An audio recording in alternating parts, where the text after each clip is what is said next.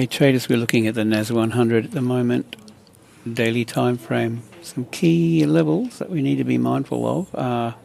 Well, these lows, this entire area here, big support zone. This is currently overextended. Swing high, swing low, pull back, and I'm expecting a retrace. So if we go down to the 4-hour time frame, my play would be a sell.